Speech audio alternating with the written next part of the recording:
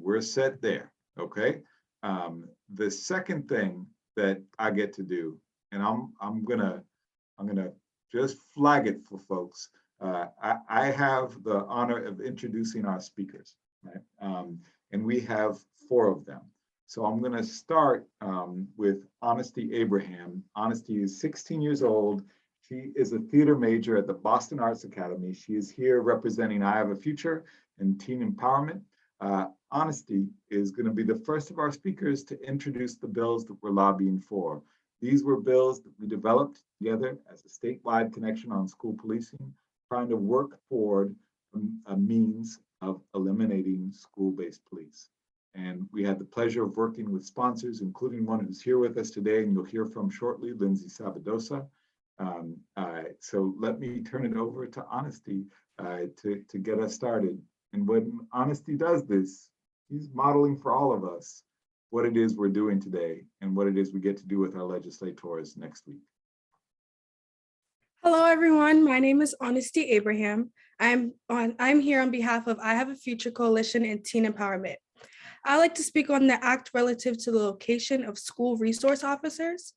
I believe that school systems need to find a plan that is fair for all schools throughout the cities. Many cities around the world have different environments and school communities. And with the help of student voices, an alternative can be found throughout all schools. With the implementation of restorative justice, as opposed to having punitive measures, such as police officers, schools can find a great alternative to their issues and build as a school community in a positive way. Police in schools don't contribute enough to their school atmosphere.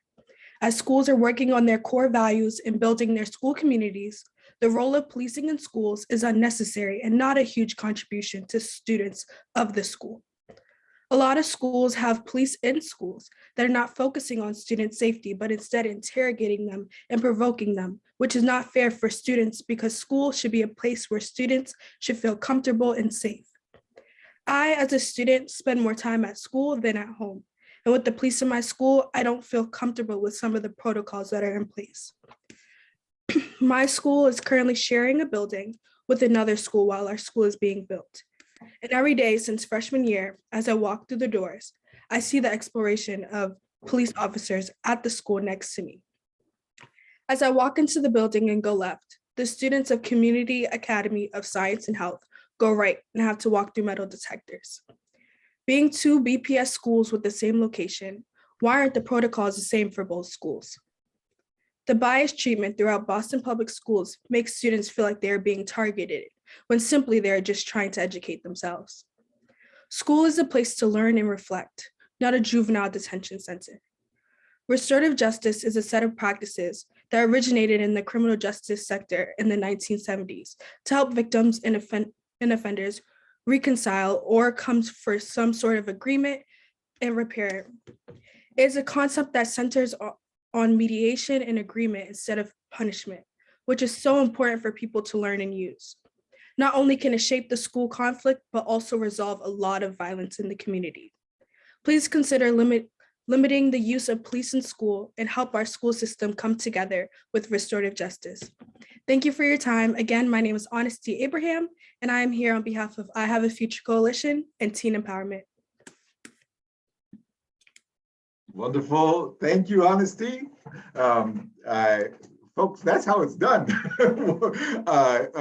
And that's how we kick this off. So this is what we're asking for, right?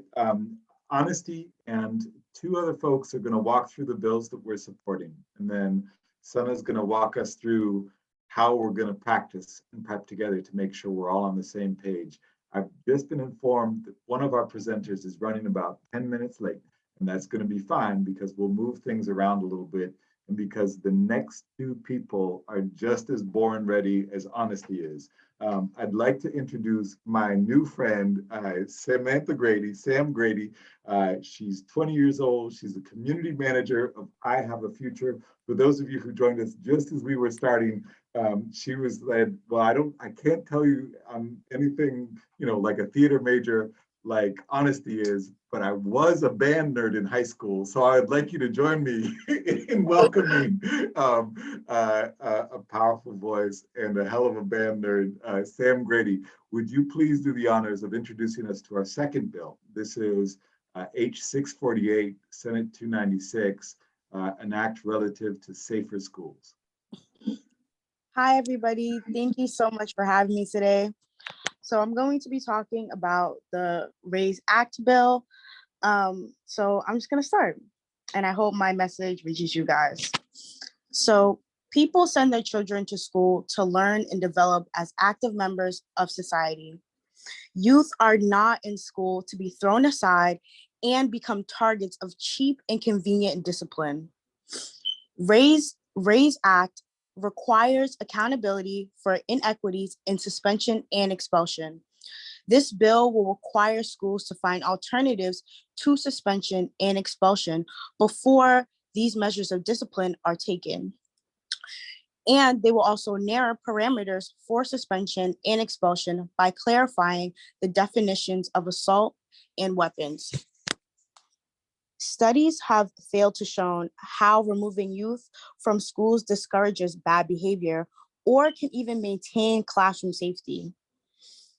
What studies have shown is a greater risk of convictions, arrests, probations, and youth are more likely to drop out of school. So if these measures of discipline are not making anything better for youth, why is it happening? Because it takes less work? Because it takes less money? Yeah, that does not seem like a good long-term solution to me or to the researchers that suggest keeping kids in school will do more good. Don't get me started on the clear racial disparity in student suspensions that is unjust and damaging to youth of color's education. Students of color in secondary school also lose far more classroom time than their white peers when suspended out of schools. Black students lost an average of 103 days of instruction suspension per 100 students. Hawaiian and Pacific Islanders lost 63 days. Native American students lost 54 days. Their white counterparts just lost 21 days. Not only are youth of color losing more school time, but it's happening more often. Students of color in mass alone are more likely to be suspended out of school than their white students. Black students are 3 times as likely, Hispanic and Latin students are 2.5 times as likely, and Native American students are 2 times as likely. Look, I've been that student. I was that kid who got suspended a lot. And most of the times it was for really stupid things like slamming a door too hard or teachers making up stories about me. And it sucked. It messed with my self-confidence. I was constantly stressed out about people making assumptions about me and making me out to be a terrible kid that I was not. In a perfect world, all youth, no matter the background, would get the help and guidance they deserve, but they do not. So I'm here to speak up for those kids who feel unseen and are labeled as the bad kid. I am here to get them the help and guidance that they need so they can do great things in this world and not stay behind a label. Thank you guys for listening. People, Sam Grady. That was wonderful, Sam, and I know we're going to see it in the chat, just like I see it on the emojis moving across these screens. Huge thanks. The next person I get the pleasure of introducing, we're going to press pause for my friend Jackie Velez when she's able to join, is the sponsor of the bill that Honesty introduced for us, right?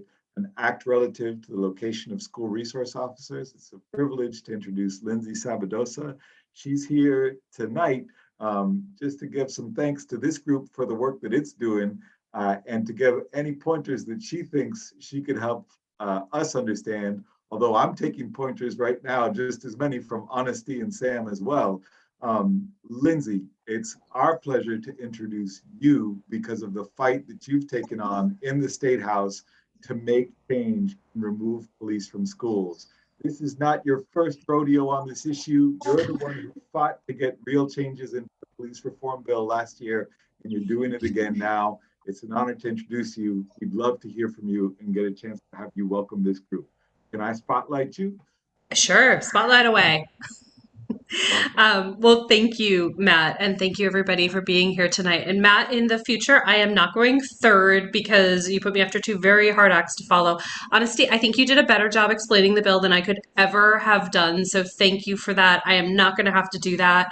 I'm just going to, again, say thank you for being here because it really does matter that there is a critical mass of people who care about this issue.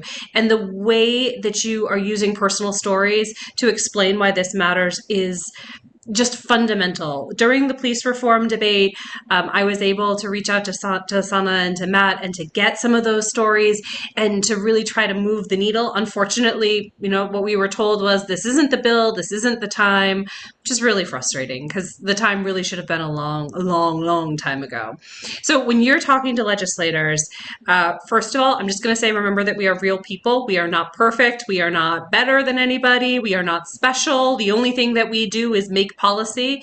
And so talk to us like we're people, like you would talk to anybody. Tell us your stories. Tell us what you care about. Speak from the heart. Don't worry about being formal. Don't worry about being fancy. We just want to hear why this matters and why of the 7,000 things, and it's literally 7,000 bills that are filed in the State House, why this bill is so important and why we need to bring it forward. And I know there are a couple really good bills around getting police out of schools, but hearing from the youth is going to be the most important. So if you can say, like you've done today, hey, I'm a student, this is what my experience is, it really matters. Because otherwise, what we're hearing are from law enforcement who are telling us that things are great. And we're hearing from a lot of school administrators who tell us that things are great. And that's not the truth. We know that's not the truth. So personal stories, talk to us like we're humans, and get in there as often as you can. You're never bugging us. As many emails as you want to send, as many phone calls as you want to make. That's our job. Our job is to listen to you.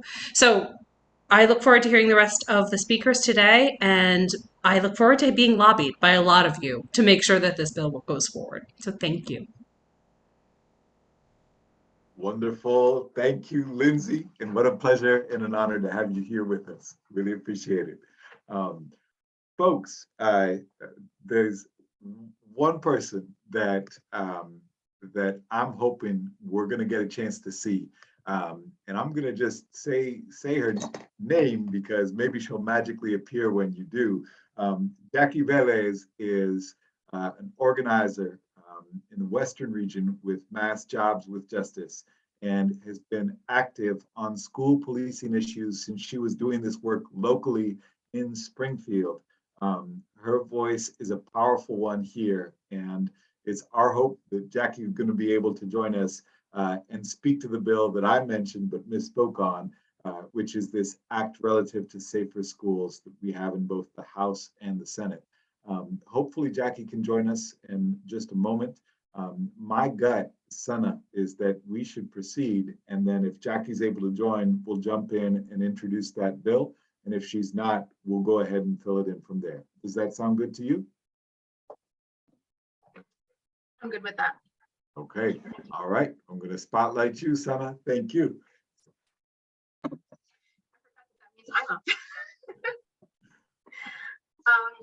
Good morning, everybody. Good afternoon, everybody.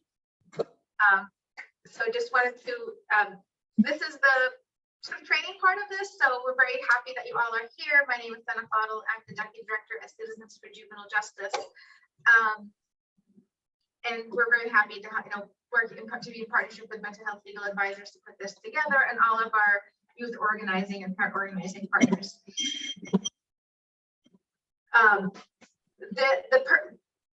The purpose of this point is just to talk about just tips about legislative meetings.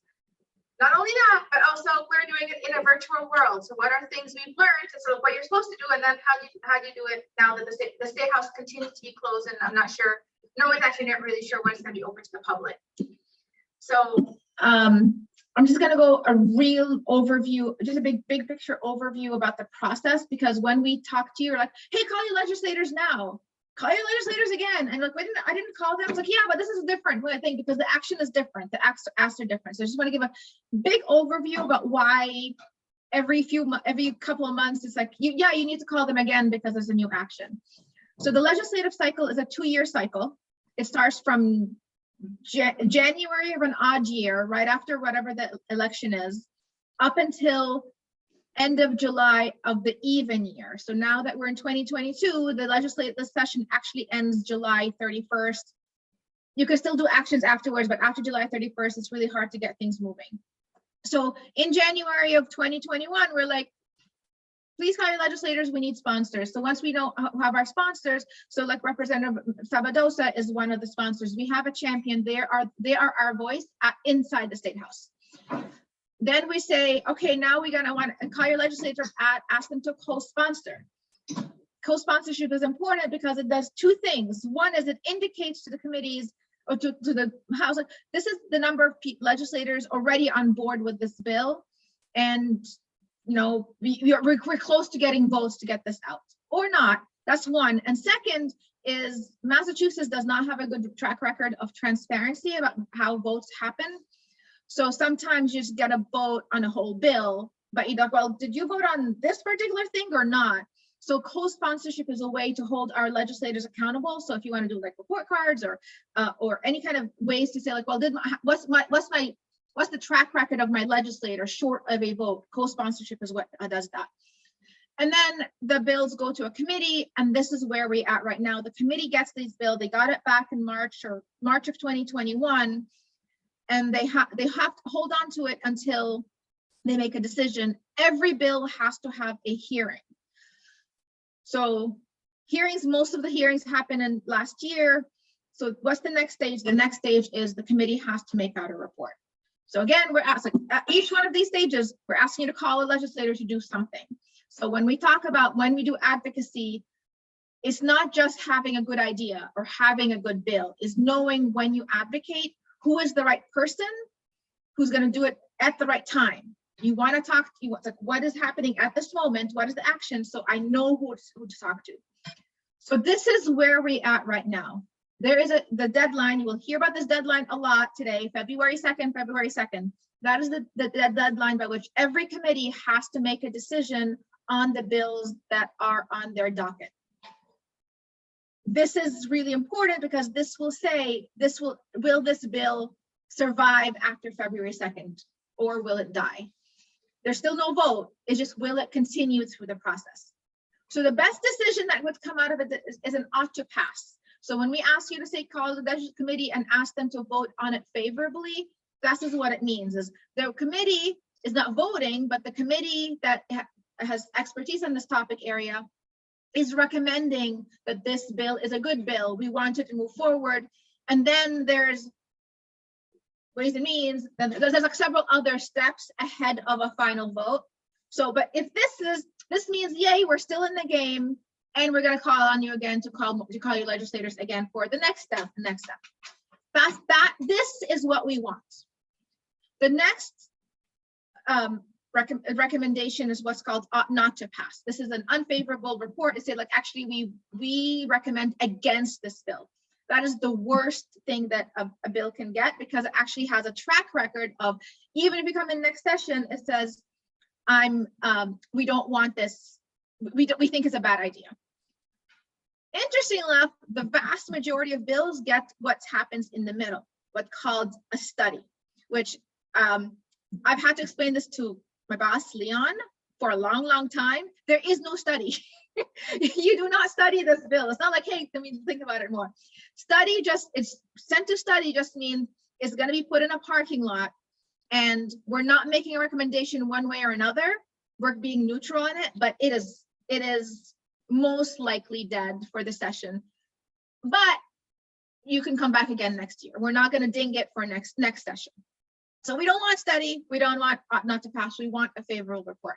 The only other outcome happening after February 2nd that can potentially happen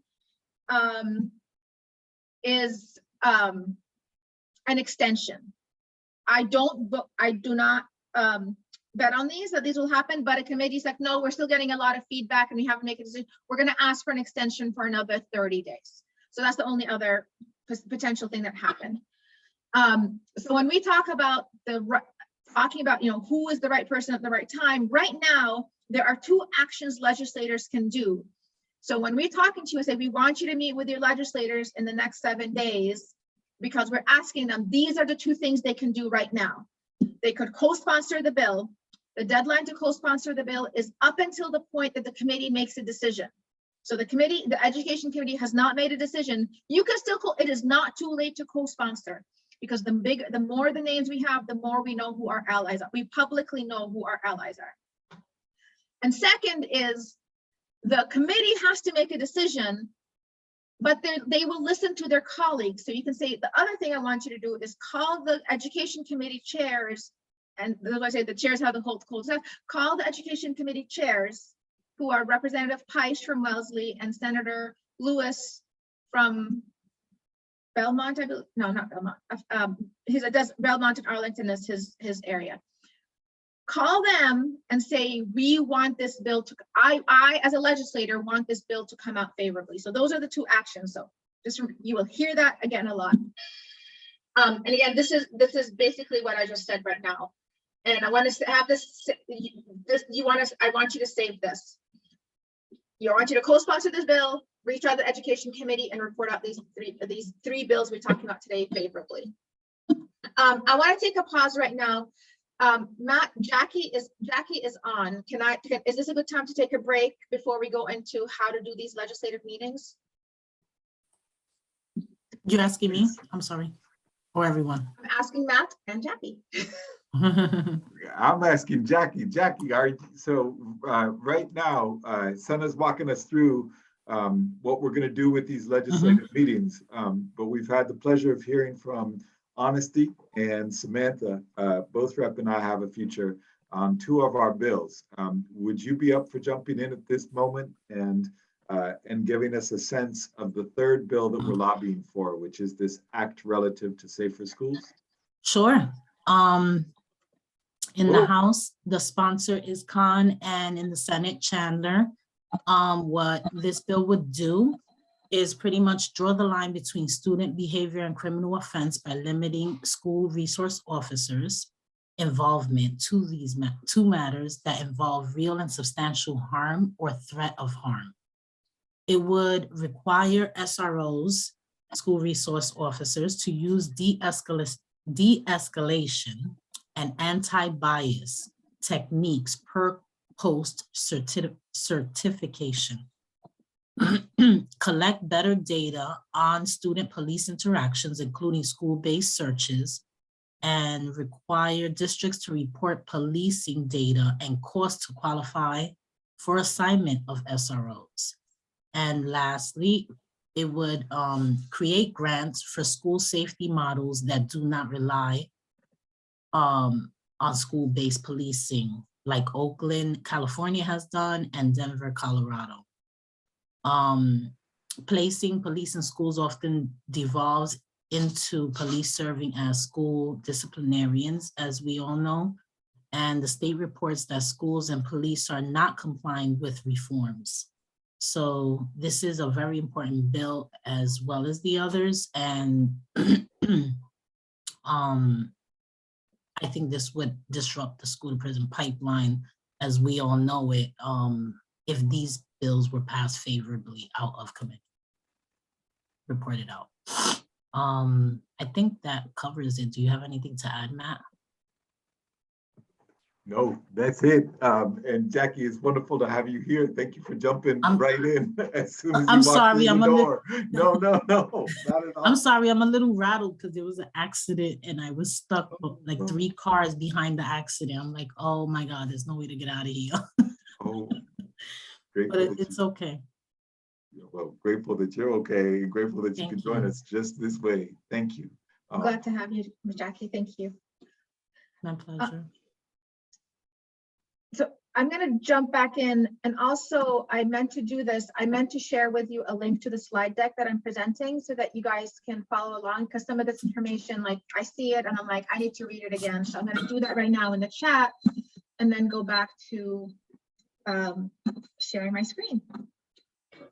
So the three bills we're talking about are all three of them are in the Education Committee.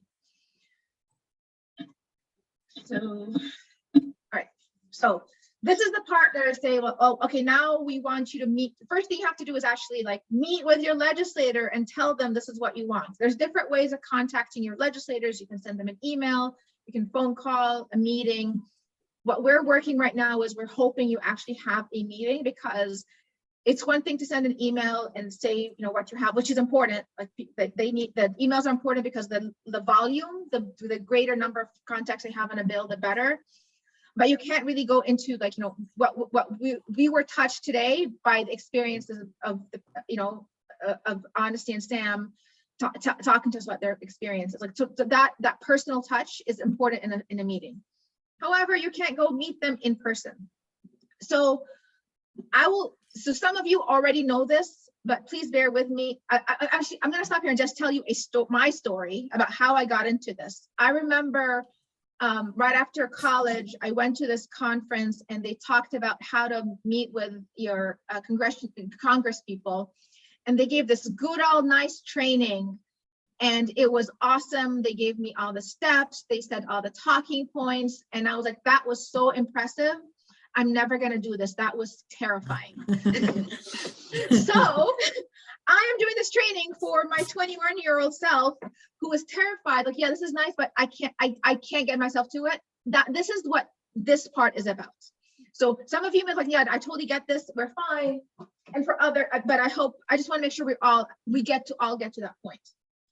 So the first thing you want to do is find who your legislator is. And if you want to do that while I'm talking, I'm going to put this is the link. This is a great link. And what you will do is you put this in your web browser, and you will get two ways to find your legislator. One is a map-based entry. So you just enter it in as like a Google map thing.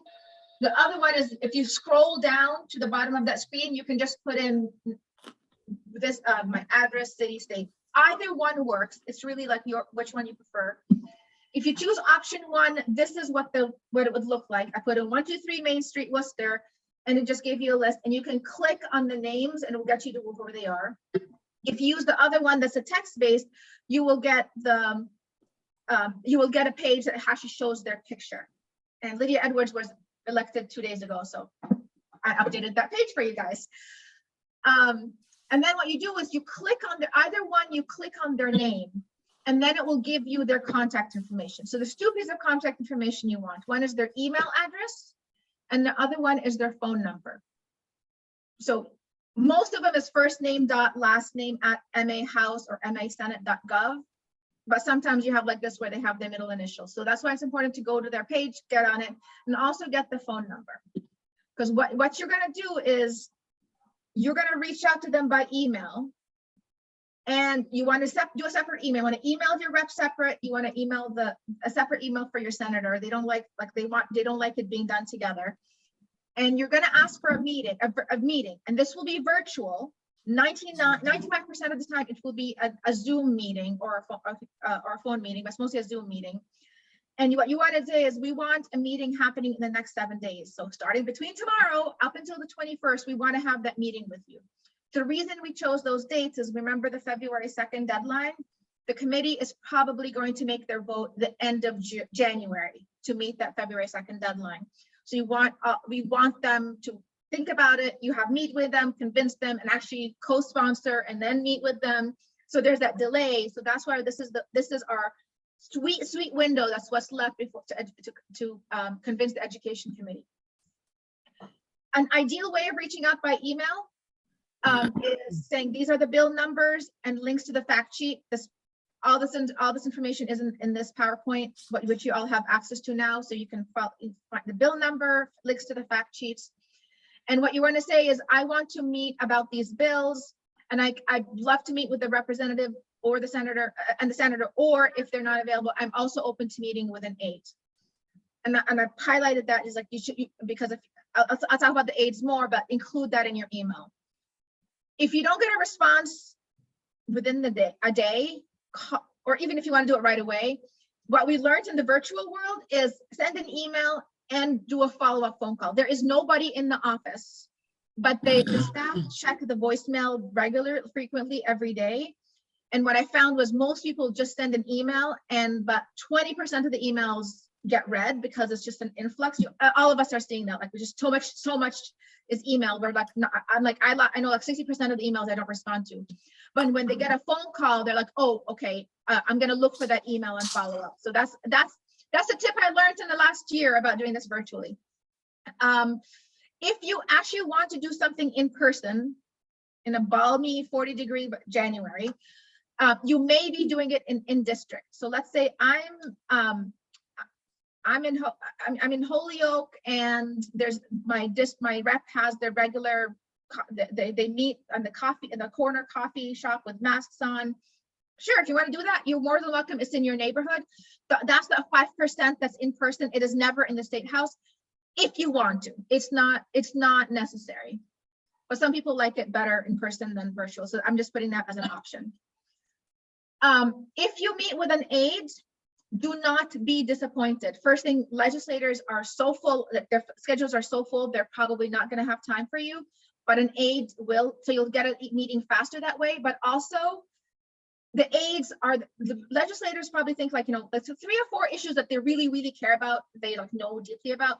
They have to make decisions about 7,000 bills. So they rely on their aides to give them like, what's the background? Who did you meet with? What are their arguments? So what I learned is if you convince an aide, you've done 80% of the work of convincing a legislator. So do not underestimate the work meetings with aides. I want to emphasize what you're saying right now, because that is very true. And they actually know more than the legislator most of the time. They know the details of bills that the senator or state rep does not. So just how to prepare for a meeting, just assume you're going to have like 15 to 30 minutes. Hi, how are you? Oh, I remember we went to the same middle school. There's all this like, socializing in the beginning. So you want to say like, when do I get to it? So you want to get to your points like right away. So in case the time runs out or they forget, like what's the first thing you want to do? You want to start with your priorities. If you're a group, what's nice is with a group is make sure like one person isn't the one taking over, give a chance for others to talk. So work that out. You can work that out ahead of time, and also prepare what your talking points are. And I'm going to talk about some of that. And you will all be graded on this. Do not forget to ask the 2 things: co-sponsor, reach out to the committee. That is the ask. Because a lot of times we go into a meeting and say, oh, I had a great meeting. And legislators like, yeah, they told me about this. Like, I don't know what I'm supposed to do, but like, no, it wasn't a great meeting if they don't know, they don't have homework to do. You have to make the ask clear. Yeah. So then we're gonna, we have in this presentation, we have some talking points. You have the fact sheets. You prepare, but ultimately at the very end of the day, like use your own words. Like we're gonna give you an outline, but use your own words, because they can tell when you're reading and when it actually like something like, I care about this. I don't need a script because I know what it feels like. And then in the meeting, just be honest. If you don't know, have an answer to a question, just say, I don't know. Do not make it up. Never make it up. But also a nice thing is, I don't know the answer. I'm going to try to find it. And this is where you have advocates like Matt and myself and the people who are going to be running the breakout rooms.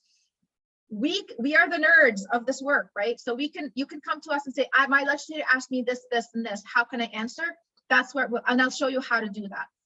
And also, like, just common courtesy, like Representative Sabadosa does. They are regular people, just like you and me. This is just their job. So it's really important that they have a positive interaction with you, even if they fundamentally disagree. I've met with, police chiefs. I've met with legislators who were former jailers. We have a good repertoire because we know where our policies are, but we also like there's a collegiality, even if you disagree. And then want to just put in a quick list of outline. What are the things you want to do? Again, not a script. This is really like just to help you. Like, what are the things I want to cover? This is who I am. I'm your constituent, and I'm here because this is why this issue matters to me. So I would really suggest you begin with like why you care more than this is what the bill does. The bill is really just a tool to get to your goal. So you want to say, what is my goal? I want this. I'm here because this issue, I care about this issue. And then go with the ask. I want to talk about these 3 bills, and I want you to get them out of committee favorably. And then for each bill, you would say, this is the bill number, it's in the education committee. You can talk about this is the problem, and based on this problem, this bill would provide, and this is a solution, and how this bill gets us close to the solution. And remember, like whatever talking points you have, you can just use facts, right? You can say, you can use statistics, you can do research, like in the, Sam included that in her testimony, in her story, but also your personal experience is a fact. It has happened to me. It has happened in my family. It happened in my school. It happened in with my students. Those are our facts because they're real life. And then just make sure there's things you want to say. Make sure that there's room for discussion, because what's more important, like equally important to you convincing them, is you hearing. Because one of the things that helps me to know what are the key messages is I'm hearing, like, what are they talking about? They're talking a lot about safety. They're not talking about this. They're not talking about racial injustice, or they're talking about, well, actually my friends, students, their kids are scared about going. Okay, so there's that narrative you're hearing. How do you respond to that? Rather than, okay, no, that doesn't matter. No, their values and their experience matters. You want to listen to it so that you know how to frame your response to that. And also, they may have questions. Give them a chance to ask the questions, not just blah, blah, blah, and okay, we're good.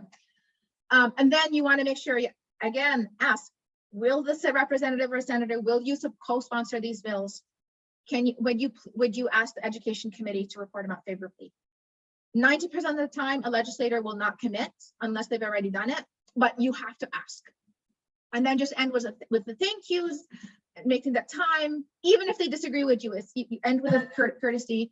And then this is where we say, they have questions and they do not, and you don't know what happened, or even just tell us that you had that call. We are putting together a feedback form just to say, yes, I met with these legislators. This is who I met with. This is what they committed to. And these are the questions I have. So please fill out this form, not only if they have questions, but this is how we will be able to help you answer questions. What we do with this as advocates is map out which legislators are the ones we have. They have constituents that we can push them more to get them further. And then at the end of the meeting, you send a nice email. Remember me, like don't forget me because I left. Like send them an email thanking them to the aides. So if you want to do it on social media, like, hey, I had a great meeting with you on social media. That's another way of putting it out there publicly and bringing it out. I am not gonna, just for sake of time, I am not gonna go over the talking points of the bills. I'm just gonna go real quick the way this, and again, you guys have this PowerPoint, you can refer to it in the breakout sessions. We talk about each of these bills, and it's formatted in, this is the problem, this is the solution that this bill is solving, and there's a link to the fact sheet for each one of these bills in this here. And this is the second bill, same exact format, and the RAISE Act as well, same format. So all of you have that. I will put that again in the chat once I'm done. And this is where it becomes, we stop talking and you get to talk. So we're about to go into the role play. So remember the part that I was terrified? I realized that I was terrified because I just was given instructions and then said, go. And I'm like, I can't go. I need to work it out to see how it's I need to practice in a safe space to be able to do this. So this is what today's event is about, is really about giving you that safe space to practice. So we are going to break out this, all of you, into 9 breakout sessions. We tried to do it based on who registered, which city you're from, and we just assigned you a general region. Each of these breakout sessions has an assigned legislator. None of them are real legislators. I don't know if Representative Stab, but those are still here. She's the only real legislator. Nobody else is a real legislator.